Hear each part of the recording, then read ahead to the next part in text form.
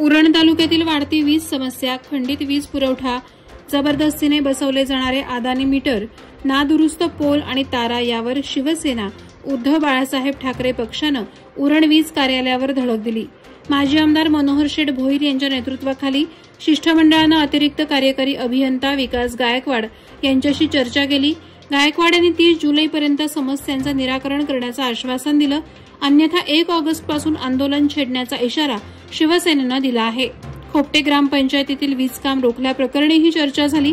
समस्यांबाबत अधिकाऱ्यांना निवेदन देण्यात आलंय। समाजसेवेत अग्रस्थानी असलेले उलवे येथील शिवसंघर्ष प्रतिष्ठानचे संस्थापक अध्यक्ष अखिलदादा यादव यांनी गुरुपौर्णिमा आगळ्या वेगळ्या अंदाजात साजरी केली।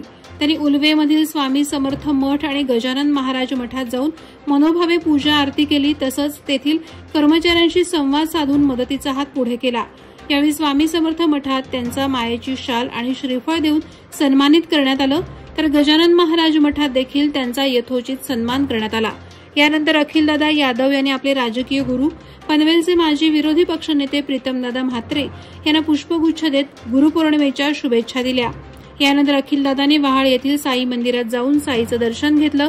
त्याचप्रमाणे आपल्या गुरुप्रमाणे असलेले उलवे येथील रविशेठ पाटील यांना भेटून त्यांचा सत्कार केला। शिवसेना उबाठा गट वाहतूक सेनेचे रायगड जिल्हाध्यक्ष दिलीप पाटील यांनी सहकाऱ्यांसह मनसेत जाहीर प्रवेश केला। मनसे अध्यक्ष राज ठाकरे यांच्या नेतृत्वावर विश्वास ठेवत शिवतीर्थावर हा पक्ष प्रवेश झाला। त्यांच्यासोबत पंकज शहा, उमेश गंगाधरे, सुनील मोदी, इम्रान बेमजी यांच्यासह अनेक कार्यकर्ते मनसेत दाखल झाले। दिलीप पाटील यांनी तरुणांना रोजगार निर्माण करण्यासाठी आणि गाव तिथे मनसे शाखा हा संकल्प मांडला। पेणमध्ये लवकरच मोठा पक्षप्रवेश मेळावा होणार असून या कार्यक्रमात विविध पक्षातील कार्यकर्ते मनसेत प्रवेश करणार असल्याची माहिती पंकज शहा यांनी दिली। मुंबई पुणे द्रुतगती महामार्गावरील खालापूर पोलीस ठाण्याच्या हद्दीत अपघात झालाय। टेम्पो आणि हुंदाई क्रेटा कारमध्ये हा अपघात घडला।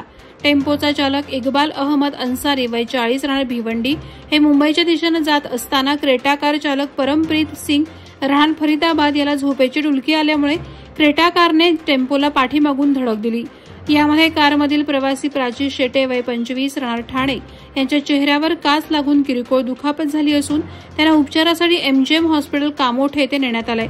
अपघातात क्रेटाचं मोठं नुकसान झालंय। पेण तालुक्यातील घोटमाळवाडी, खैरासवाडी आणि अन्य आदिवासी वाड्यांमध्ये गेल्या 50 वर्षांपासून अस्तित्वात असलेला राष्ट्रीय महामार्ग NH 66 ते वाडी रस्ता वनविभागानं बंद केल्यानं आदिवासी संतप्त झालेत। आपत्कालीन सेवा आणि पाणी पुरवठा याच रस्त्यावर अवलंबून असल्याने नागरिकांची मोठी गैरसोय होतीये।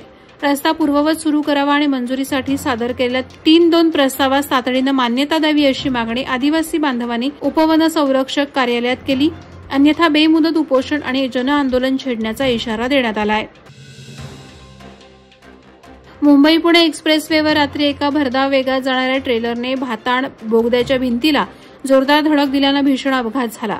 यात चालक गंभीर जखमी झालाय।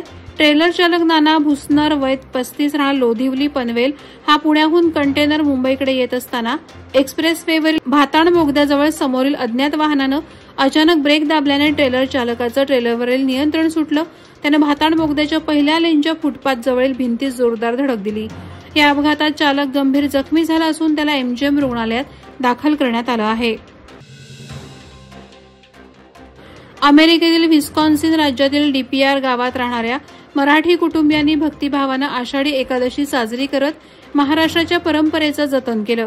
दीपक आणि अश्विनी कदम यांच्या घरी झालेल्या कार्यक्रमात टाळ मृदुंगाच्या गजरात मिरवणूक, हरिपाठ, अभंग, गजर आणि महाआरती झाली। महिलांनी पारंपरिक वेशभूषा तर बालकांनी वारकरी पोशाख परिधान केला होता। भारतातून आलेले अश्विनी उतेकर यांचे पालक यांचाही सहभाग लाभला।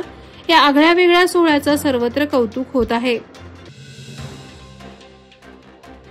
चौक आणि तुपगाव येथील स्वामी समर्थ गजानन महाराज मठात गुरुपौर्णिमेच्या निमित्तानं अनेक भाविकांनी दर्शन घेतलं।